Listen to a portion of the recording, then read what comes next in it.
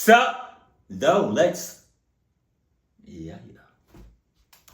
Today, I'm going to tell you 3 stories that are all connected under the theme of stranger than fiction. But they really couldn't be more different from each other. I mean, these are 3 very diverse stories, ranging from almost comical to very dark. But regardless, I know you're going to like them. But before we get into today's stories, if you're a fan of the strange, dark, and mysterious delivered in story format, then you've come to the right place because that's all we do, and we upload once a week. So if that's of interest to you, please follow the like button to the grocery store, and every time they're not looking, secretly steal items from their cart. Also, please subscribe to our channel and turn on all notifications so you don't miss any of our weekly uploads.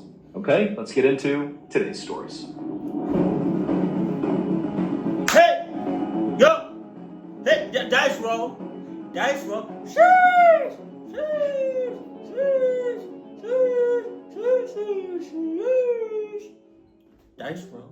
One morning in October of 2015, a receptionist sat at her desk at a sports medicine center in Birmingham, Alabama, and scrolled through her boss's upcoming surgery schedule on her computer. The receptionist worked for a famous orthopedic surgeon named Dr. James Andrews, and because of his notoriety, his schedule was typically packed. And so her job, for the most part, was just to go through his schedule all the time and make sure nothing conflicted. And so as this receptionist scrolled through the schedule, she saw that over the next couple of days that Dr. Andrews did have several surgeries and there actually didn't appear to be any conflicts. And so she began moving on to the next part of her job, which was to alert upcoming surgery patients about their upcoming surgery and to make sure that all their information and the timing of the procedure were all in line with whatever they were expecting. And so the next person up to get surgery by Dr. Andrews was this minor league baseball player whose name was Brady Feigl, and he was having an elbow surgery. And he was supposed to come in the following morning. So, bro, have you ever seen those baseball players? Are they called pitchers? Hey, baseball is not, sports really is not my thing for real. Like you talk about sports to me, I don't even know the basics. But I think they're called a pitcher, the one that throw the ball. But you ever see the people that be throwing a ball, like the ball? Like, bro, it's like they dislocate their arms just to throw that, like, Jesus. The receptionist called the number on file for Brady, but it actually wasn't Brady's phone number. It was Brady's baseball team's athletic trainer. And so, this guy picks up the phone and the receptionist says, hey, just so you know, Brady has a surgery tomorrow morning. It's his elbow surgery. Just trying to confirm the details and make sure he understands what he needs to do to prep for it, etc., etc. And so after she ran through her spiel, the trainer just kind of paused for a second and there was silence on the line. And then the trainer said to the receptionist, there's got to be a mistake here because Brady already had that surgery. He said Brady had gotten it done 6 months earlier, and as a result of the surgery, had to sit out basically the entire baseball season. So there was no mistaking it. He had the surgery, it was done. But the receptionist, as she's hearing this, she's like, no, that doesn't make any sense. Because the receptionist actually remembered Brady Feigl. He had come in recently for his consultation for this elbow surgery, and he was a really unique looking guy. I mean, he's 6'4", he had bright red hair, a big beard, and also he is a professional baseball player. Like, this is a unique guy that's coming in for a unique surgery that's related to baseball. And so the receptionist is like, no, like, he came in recently for his consultation. He still needs the surgery, I'm sure of it. And so what ended up happening next is the receptionist and the trainer started going back and forth, kind of trying to describe Brady Feigl to make sure they both were talking about the same person. But of course they were, because how many 6'4", professional baseball player pitchers with this particular elbow problem that were coming to this clinic for an elbow surgery were there? Like, this had to be the same guy. But how could they both be right? But the trainer's saying, well, my Brady Feigl already got it done. And the receptionist is like, no, he's scheduled to come in tomorrow because I had a consultation with him a couple of days ago. Like, they couldn't both be right. But they couldn't understand how this could be possible. But the explanation for this that they did eventually figure out, you just have to see to believe. It would turn out the receptionist and the trainer were both right. Dr. James Andrews was scheduled to perform an elbow surgery on a 6'4", red-haired, big-bearded minor league pitcher named Brady Feigl the following morning. And Dr. James Andrews had also performed the same surgery on another 6'4", red-haired, big-bearded Brady Feigl, who also was a minor league baseball player, also a pitcher, who hurt his elbow months earlier. There were literally two Brady Feigls that didn't know each other, that looked the same, did the same sort of really unique job, minor league baseball player, that also went to the same clinic to get the same surgery at roughly the same time. Jesus. But somehow or another, the clinic put the wrong contact information for the wrong Brady. And so the guy who was supposed to get surgery the next day, they accidentally put in the contact info for the other Brady Feigl because they confused them, because they look exactly the same and they have the same name and they're getting the same surgery. So you can see how the mistake happened. And so it was not until this surgery mix-up that the two Brady Feigls learned the other existed. They did not know each other. And when they met each other, I mean, they're spitting images of each other and they do the same job and they have the same issue with their elbow. I mean, it was like this incredible coincidence. But believe it or not, they did do a DNA test because they're thinking we've got to be related, right? Nope, they're not related. They are just absolutely perfect doppelgangers. Somebody lying. Somebody lying. Hey guys, just want to remind you, It's probably somebody. They need to question them folks. They need to question they folks for real. Somebody lie. Ain't no way. Ain't no way. I'll probably have a doppelganger. I'm not gonna hold you. It's probably Dudgy. What's his name? What's that comedy shorts gamer? Dudgy? KSI, brother.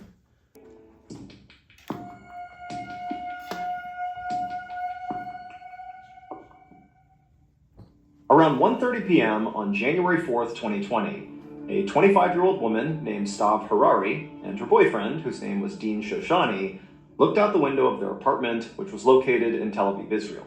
Their apartment was located on the top floor of a brand new complex, and from that position, they had a great view of the whole neighborhood, at least normally. But today, their view was pretty much completely obscured, because there was this horrible thunderstorm outside. Tons of rain and hail. I mean, they could barely look out their window. It was just like water and hail blasting against the glass. And so Stav and Dean, they look at each other, and it's pretty clear both of them are thinking the same thing. So this couple, they've been together since they were super young, and they really had just begun to transition into adulthood together.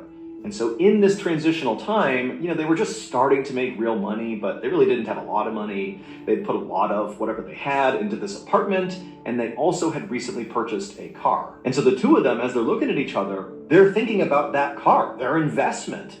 And with this huge storm out there, there's a chance the storm could damage that car. And they couldn't have that. They didn't have the money to fix it. Like, they needed that car. And so they both were like, you know what? Let's go down to the parking lot and move the car just to make sure it does not get damaged. So Dean grabbed the car keys, and then he and Stav left their apartment, went into the hallway, and walked down to the elevator. They pressed the down button, and then a moment later, the elevator car opened up. There was nobody inside. Stav and Dean stepped in. They hit the button that would bring them down to the parking lot.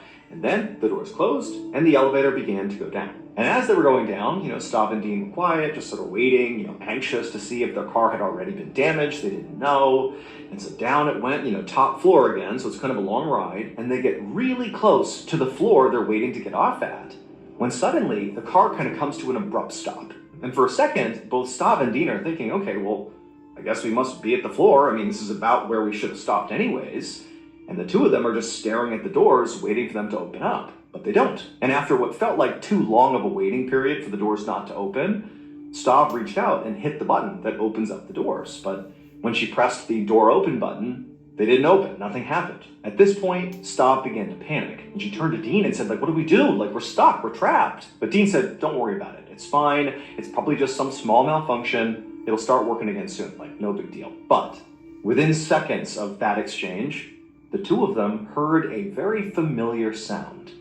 And when they looked at where the sound was coming from, they both began to scream. Oh. At the same time this was happening, another resident of this complex, a young man named Eli, happened to be nearby when he heard screaming. And he found out that the screaming was coming from the elevator shaft.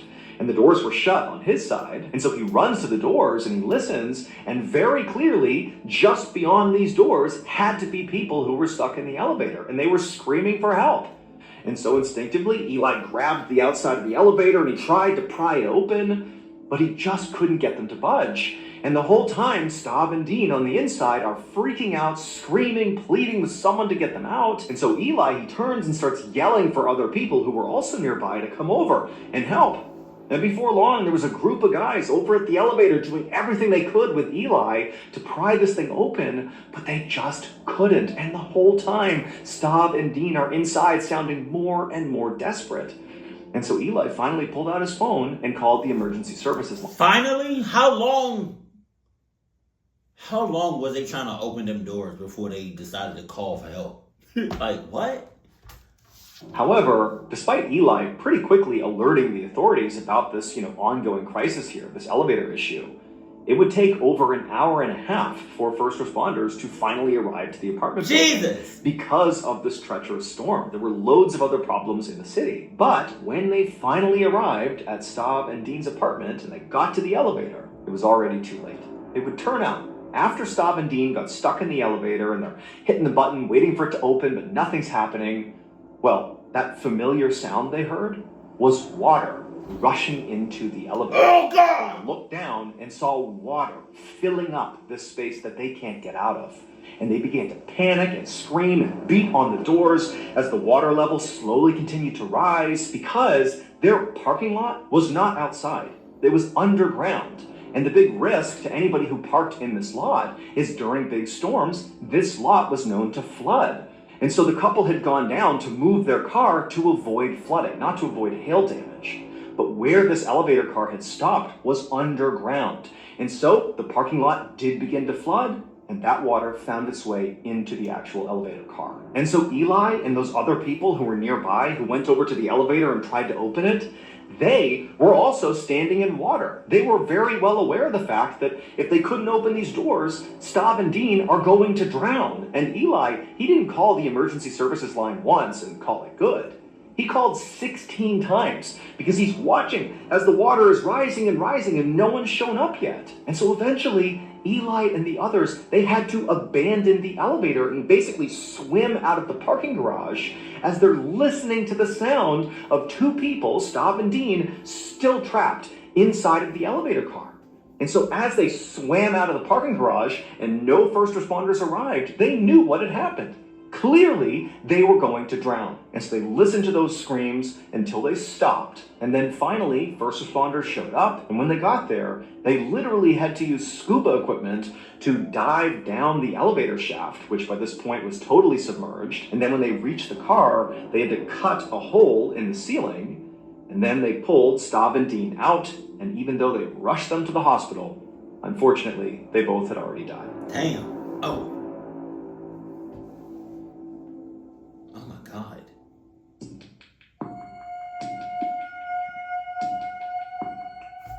Okay, let's have a question. If the landlord or whoever's in charge of that apartment complex knows that the parking lot is known to flood, why not either close it off or, I don't know, build something or do some sort of like construction where water can drain out? And it's a new apartment complex. So wouldn't they have known that?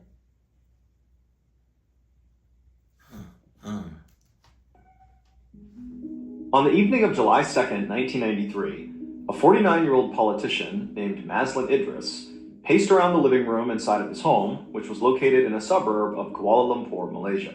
Maslin was feeling very anxious because tonight, in his home, he was going to have a very important meeting. So Maslin was already a very successful politician. He was a state assemblyman, which is sort of like a state congressperson.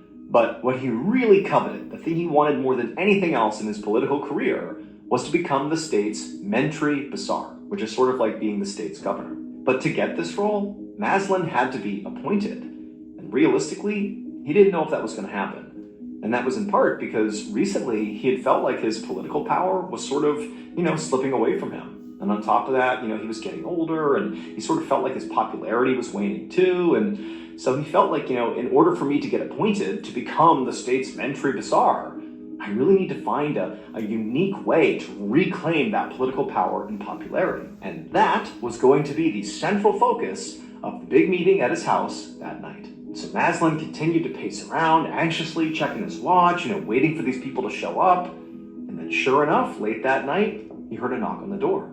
He hustled over to the door and he made sure he looked okay. And then he opened it up.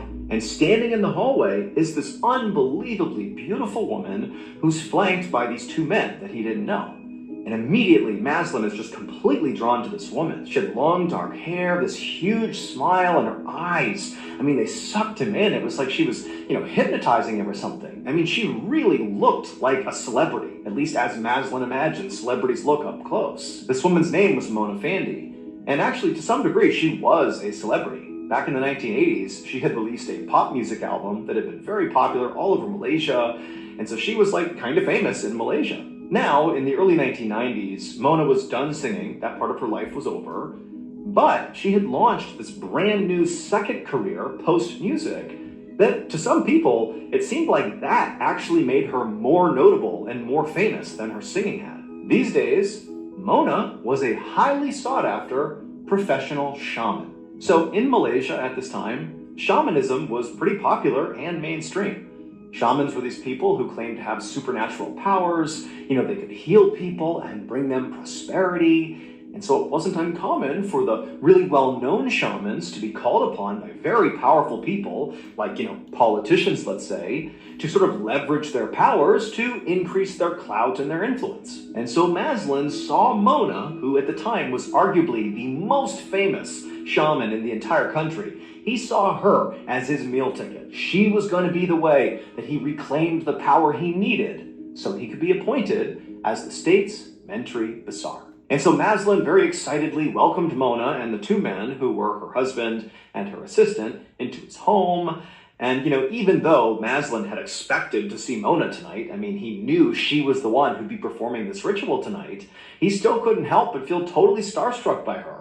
And so as a result, he had a lot of nervous energy, and he began sort of rapid firing, asking her questions about, how quickly will I see results, and how's this going to go, and, how successful are these things really? And Mona, as she's just looking at him and smiling, she just eventually reaches out as he's talking and just puts her hand on his shoulder and says, "It's okay. Why don't you show my husband and my assistant where the room is, where the space is that we're going to be doing this ritual tonight?" And at this, Maslin just totally shut up, and he nodded. He sort of got the hint that he was sort of being too much here.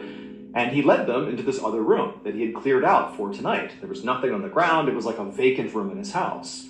And right away, the assistant, he began spreading flower petals all over the ground, while Maslin began speaking to Mona's husband to work out payment details. This was not a free thing that he was getting. It was going to cost him the equivalent of tens of thousands of US dollars to get what he wanted here, to gain his power back. But Maslin didn't really care about how much this cost in money, because to him, it was absolutely worth it. And so once the payment details were handled, and Maslin was, ready, and the assistant had finished putting all the flower petals out, Mona walked over and told Maslin to come with her. And so he followed Mona, and they went into the ritual room that again is covered with flower petals, and she told Maslin to lay down on his back in the middle of the room. So he did that. He laid down, and he's looking up at Mona, and her assistant and her husband are off in the background. And Mona's got that big, dazzling smile, and she's staring right at him. She says, "Close your eyes and clear your mind. And all I want you to do is just focus on your desires for the future. What riches do you want to come to you? And focus solely on those." And so Maslin did this. In his mind's eye, he pictured himself becoming more politically powerful and more popular and landing the job of his dreams. And he's sort of narrating what he's saying out loud. And Mona's telling him, "Good." I got a bad feeling about her.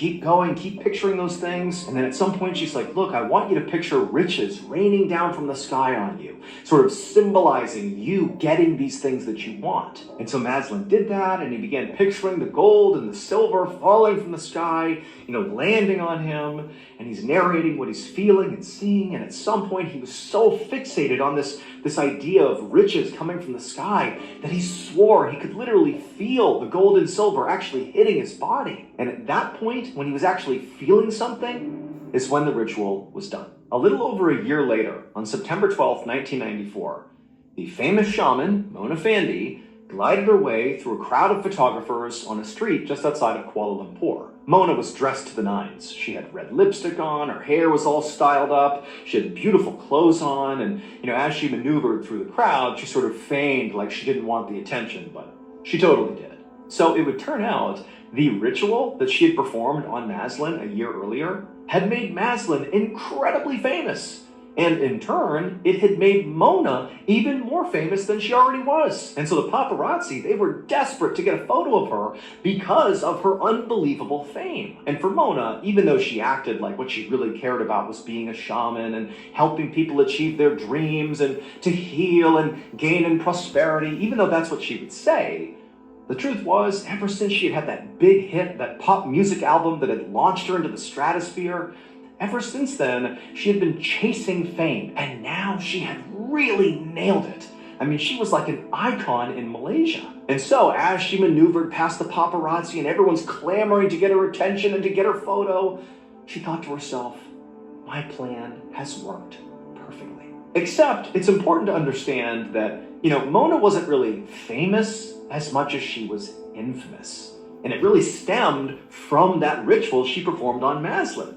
Because what she did to Maslin is she actually just ritualistically executed him. Except it would turn out Maslin wasn't even her first victim. He was her 8th victim, at least as far as we know, and she just got caught after she killed Maslin. When Maslin was laying in that room and the ritual's going on. What? I like how you just talk past, like you just didn't say what you just said. Let me just take it in. I knew it was something about her, but Jesus! And he's being told to picture all these, gold coins and silver bars raining down on him. Well, while he was doing that, and critically, he had his eyes closed, Mona grabbed an axe, raised it up, and brought it down into the middle of his chest. And so this ritual murder was designed to lead to somebody getting more power and more fame, except that person was not really Maslin, it was Mona.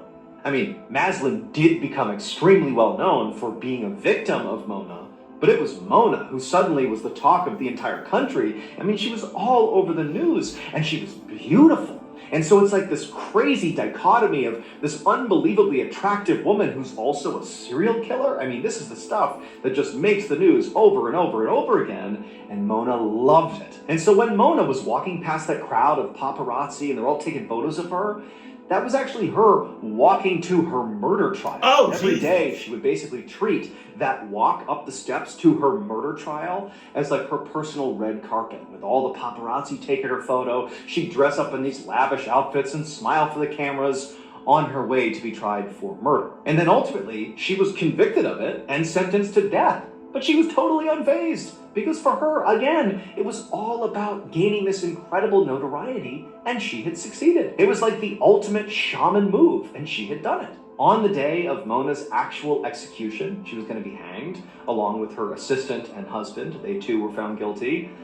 On her walk to the gallows, we have all these reporters and all these photographers, and she's still flashing smiles and treating it again like it's her own personal movie premiere. I mean, she didn't care at all that she's literally about to be killed. And then literally her final words, as the noose is being put around her neck, were, "I'll never die." Jesus. I feel like she was already a clucky to begin with. Thank you so much for watching. She was definitely a born clucky. But and the reason I say that is because she wanted all the attention. she wanted all the fame. She wanted all the eyes on her. And literally, if that was the case, she could have done something else besides doing what she did in the end. She literally could have done other things that probably would have gotten her the same amount of attention or more. You know, I don't know what that would be. Maybe a YouTuber, I don't know, you know? But doing what you did, you wanted to do that, you know? It wasn't because of attention and fame and you just wanted all eyes on you. It was because you, deep down, you was a clucky. You were born a clucky, and you're going to die a clucky. And God forbid you got children. Jesus. Oh my God. They're going to be naturally born clucky. Jesus. Oh my God. Keep it cool. Keep it classy. And I love you. Stay happy.